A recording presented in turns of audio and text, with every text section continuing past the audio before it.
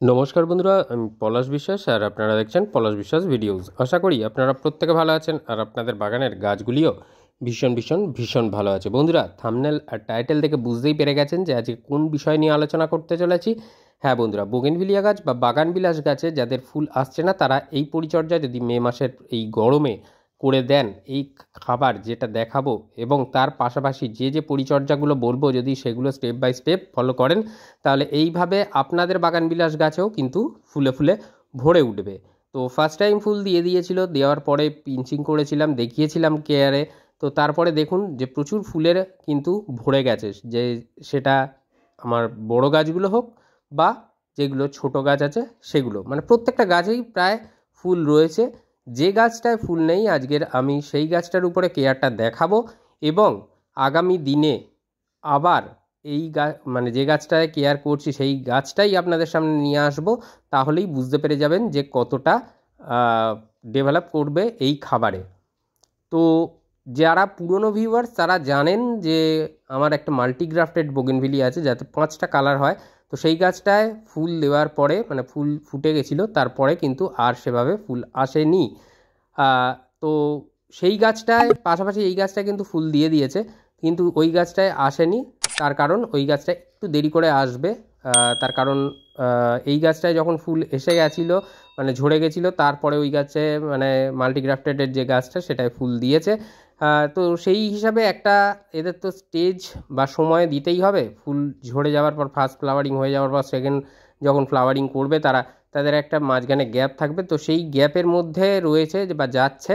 তো এই খাবারটা যাদের বাগানবিলাস গাছে আসছে না ফুল, তারা অবশ্যই তাদের বাগানবিলাস গাছে এই খাবার এবং তার পাশাপাশি যে কেয়ারটা দেখাবো সেটা যদি করেন, অবশ্যই বলবো যে গাছ ভরে যাবে ফুলে ফুলে। তো এইটা হচ্ছে সেই মাল্টিগ্রাফটেড বোগেনভিলিয়া আমার, তো যেটার উপরে কেয়ার আজকের করব এবং টোটালটা আপনাদের দেখাবো এবং বলে দেব। তো যারা নতুন আমার চ্যানেলে, তাদের কাছে অনুরোধ করবো চ্যানেলটি সাবস্ক্রাইব করে রাখুন, কারণ প্রতিদিন সন্ধ্যে 6টায় বাগান সংক্রান্ত ভিডিও আসে।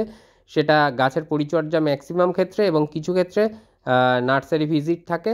তো এছাড়া কারুর বাড়ির সাজানো গোছানো ছাদ বাগান, এরকমও ভিডিও আসে।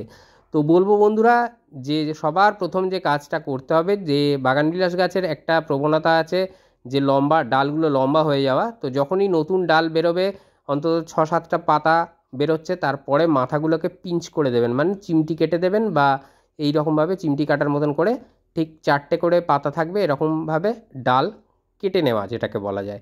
এতে হবে কি, গাছের যে ডালটির লম্বা হয়ে যাওয়ার যে প্রবণতা, সেটা যেমন ব্যাহত হবে, তার পাশাপাশি কিন্তু গাছটা ঝোপালো হবে, অর্থাৎ সাইড থেকে নতুন ব্রাঞ্চ কিন্তু আবার বেরোবে।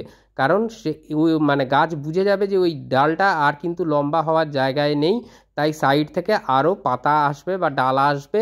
তার ফলে গাছটা কিন্তু বুশি হবে। যদি আমাদের টবেতে আমরা যে গাছটা করি, যে বাগানবিলাস গাছ থাকে, সেটা যদি যদি ঝোপালো হয়, তাহলে কিন্তু দেখতে ভীষণ ভীষণ সুন্দর লাগে বন্ধুরা।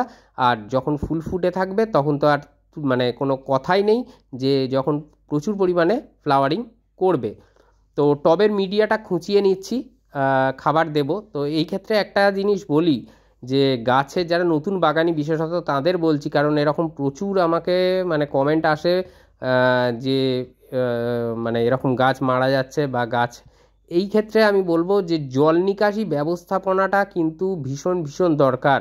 অনেকে ভাবেন যে পলাশ মাটি বলছে, যে আলাদা আলাদা গাছের আলাদা আলাদা মিডিয়া বলে দিচ্ছে, তো সেটা জাস্ট স্কিপ করে বেরিয়ে গেলাম। তাহলে কিন্তু বন্ধুরা এই জিনিসটা হবেই, কিছু করার নেই। কারণ গাছ আমরা টবে করতে গেলে এক্সট্রা কেয়ার দিতে হবে, এক্সট্রা এফর্ট নিতে হবেই। কারণ কখনোই কাদা জ্যাবজ্যাবে ভিজে মাটি কোনো গাছেরই পছন্দ নয়। যে গাছে বৃষ্টি হচ্ছে, জল জমে আছে প্রায় অন্তত 3-4 ঘন্টা, এরকম কখনোই কাম্য নয়। তো সেই জন্য উচ্চ জল নিকাশিযুক্ত ব্যবস্থা সম্পন্ন মাটি এবং ড্রেনেজ হোলটা যাতে সঠিক থাকে, ড্রেনেজ সিস্টেমটা যাতে ঠিক থাকে, সেইভাবে আমাদের কিন্তু মিডিয়াটা তৈরি করতে হবে। যারা নতুন বাগান বিলাস বসাবেন তাদের জন্য মিডিয়াটা বলে দিই। সবার প্রথম একটা উল্টোনো খোলামকুচি দিয়ে ড্রেনেজ হোল আটকাবেন, তার উপরে বালি চালার পর যে পাথর থাকে সেটা দেবেন, এবং তারপরে বালি দেবেন, একটা বেড তৈরি হয়ে গেল। এরপরে যে টবে গাছ বসাবেন সেই টবের প্রায় 50% আপনার বাগানের মাটি নেবেন, মানে একটা টবের হাফ মাটি নিলেন, তার সাথে 30% পরিমাণে নিয়ে নেবেন কম্পোস্ট। সেটা ভার্মি কম্পোস্ট হতে পারে বা 1 বছরের পুরনো গোবর সার হতে পারে। আর তার পাশাপাশি যেটা নিতে হবে, 20% যে ফাঁকা স্থান পড়ে থাকবে টবের, সেই 20% ভরাট করবেন লাল মোটা দানার বিল্ডিং কনস্ট্রাকশনের বালি। আর যারা হর্টিকালচার স্যান্ড বা সাদা নদীর বালিটা পাবেন তারা সেইটা দিয়ে দেবেন। তো এই 3টে উপাদান ভালো করে মিশিয়ে নিয়ে আপনারা বাগান বিলাসের মাটি বা বোগেনভিলিয়ার মাটিটা তৈরি করবেন। তো দেখুন এবারে খাবার দেব, সেই কারণে এরকম চারিধার থেকে রিংয়ের মতন করে নিয়েছি, যেখানে কিনা খাবারটাকে প্রদান করতে হবে এবং প্রচুর পরিমাণে ফুল পেতে হবে। তো কি খাবার দেব দেখে নিই একবার। এখানে রয়েছে নিমখোল, এটা 1 টেবিল চামচ পরিমাণে রয়েছে নিমখোল। আর তার পাশাপাশি লাল পটাশ বা মিউরেট অফ পটাশ যেটা বলে, এর পরিবর্তে আপনারা অর্গ্যানিক পটাশ বা সালফেট অফ পটাশও ব্যবহার করতে পারেন। 1 টেবিল চামচ নিতে হবে। 1 টেবিল চামচ বন্ডাস বা হাড়ের গুঁড়ো, 1 টেবিল চামচ শিংকুচি বা হর্নমিল। আর তার পাশাপাশি যেটা নিতে হবে সিঙ্গেল সুপার ফসফেট বা এসএসপি, এটা 1 টেবিল চামচ। বাংলাদেশি বন্ধুরা টিএসপি ব্যবহার করতে পারেন। আর এটা যেটা দেখছেন জিআর দানা, যার মধ্যে কিন্তু 17 থেকে 19 রকমের অনুখাদ্য আছে, যেটা কারণে ফুল আনতে সাহায্য করে কিন্তু অনেক ক্ষেত্রে এই অনুখাদ্য। তো এই কটা উপাদান খুব ভালো করে মিশিয়ে নিতে হবে। আর জিআর দানাটা অবশ্যই 1 চা চামচ পরিমাণে নেবেন আর খুব ভালো করে মিশিয়ে নিতে হবে। আর এই জিআর দানা অনেকে প্রশ্ন করেন যে কোথায় পাবো। জিআর দানা সারের দোকানে পেয়ে যাবেন, যেখানে সার বিক্রি হয়, অথবা অনলাইনে যে কোনো ফার্টিলাইজার শপে আপনারা যদি চোখ রাখেন বা খেয়াল রাখেন, ওখানে দেখবেন বায়োজাইম ফার্টিলাইজার বলে একটি সার পাওয়া যায়, সেটা আপনারা ব্যবহার করবেন। ওটাকে জিআর দানাই বলা হয়। মানে যারা সারের দোকানের তারা কিন্তু এই জিনিসটাকেই বলে। অনলাইনে বায়োজাইম ফার্টিলাইজার লিখে সার্চ করবেন বা গুগলে সার্চ করবেন, দেখবেন একাধিক সাইট দেখিয়ে দিচ্ছে। যেটা আপনাদের পছন্দ হবে সেখান থেকে আপনারা নিয়ে নেবেন। তো খাবারটা মিশিয়ে নিলাম ভালো করে, যাতে গাছের ফিডার রুটগুলো চারিধার থেকে সুন্দরভাবে খাবারটাকে সংগ্রহ করে গাছের পাতায় পৌঁছে দিতে পারে। সেই জন্য এইভাবে ভালো করে মিশিয়ে নেওয়ার ব্যাপারটা রইল। আর তার পাশাপাশি দেখুন রিং করে একেবারে এইভাবে কিন্তু খাবারটাকে প্রদান করে দিচ্ছি টবের মাটির চারিধার ধরে। তাহলে দেখবেন যে কাজটা হবে খুব ভালোভাবে, সেটা হচ্ছে আপনার গাছের যে খাদ্যের চাহিদা সেটা পূরণ হবে। কারণ যে গাছে খাবার মানে গ্রোথ নিয়ে নিচ্ছে অথচ সেভাবে ফুল আসছে না, বুঝতে হবে সেখানে নাইট্রোজেনের মাত্রা অত্যধিক রয়েছে, তুলনায় ফসফেট পটাশ কম আছে। তো সেই ক্ষেত্রে এই খাবারটা ভীষণ ভালো কাজ করবে। আর এটা যেটা নিলাম ভার্মি কম্পোস্ট, আপনারা চাইলে 1 বছরের পুরনো গোবর সারও ব্যবহার করতে পারেন। হাতের 1 মুঠো বা 10 টেবিল চামচ নেবেন 10 বা 12 ইঞ্চি টবের জন্য। তারপরে এইভাবে ঠিক উপর দিয়ে হালকা করে দিয়ে দেবেন, কারণ প্রচণ্ড পরিমাণে গরম। আর এই ভার্মি কম্পোস্ট বা 1 বছরের পুরনো গোবর সার এটা দিলে একদিক থেকে যেমন গাছ নিউট্রিশন পাবে, তেমন কিন্তু অপর দিক থেকে মিডিয়াটাকে অনেক বেশি ঠান্ডা রাখবে, যেটা কিনা গাছের শিকড়ের পক্ষে ভীষণ ভীষণ কার্যকরী। তো এরপরে মিডিয়াতে যে খাবারটা দিতে বলবো, সেটা যেদিন টবের মিডিয়ায় খাবারটা প্রদান করলেন তার থেকে ঠিক 10 দিন পরে দেবেন হিউমিক অ্যাসিড। এই হিউমিক অ্যাসিড 2 গ্রাম নিয়ে 1 লিটার জলে গুলবেন। গোলার পরে আপনারা তার থেকে 10 বা 12 ইঞ্চি টবের জন্য 200 থেকে 250 ml পরিমাণে টবের মিডিয়ায় দিয়ে দেবেন ওই তরল। আর যাদের 8 ইঞ্চি টব বা 6 ইঞ্চি টবে আছে তারা 200 ml পরিমাণেই দেবেন। আর 10 বা 12 ইঞ্চির ক্ষেত্রে 250 ml পরিমাণে দিয়ে দেবেন এই হিউমিক অ্যাসিড। হিউমিক অ্যাসিড কাজটা করবে এটাই, গাছের শিকড়টাকে ভালো রাখবে এবং খাদ্য কণা যেগুলো আছে তাদেরকে ভাঙতে বা গলিয়ে দিতে সাহায্য করবে। তার ফলে গাছ কিন্তু দ্রুততার সাথে সেই খাবারটা গ্রহণ করবে। এরপরে যেটা সবচেয়ে বড় কথা বা ইম্পর্টেন্ট জিনিস বাগান বিলাসের ক্ষেত্রে, সেটা বলি। এই যে খাবারটা দিলাম, খাবার দেওয়ার পর এই যে জল দিচ্ছি, তারপরে অন্তত যতক্ষণ না পর্যন্ত গাছের পাতা নুইয়ে পড়ছে বা ঝিমিয়ে যাচ্ছে গাছের পাতাগুলো, ততক্ষণ পর্যন্ত কিন্তু আমরা জল দেব না। এটা একেবারে মাথায় রাখবেন, জল দেব না, ফুল সানলাইটে গাছ থাকবে।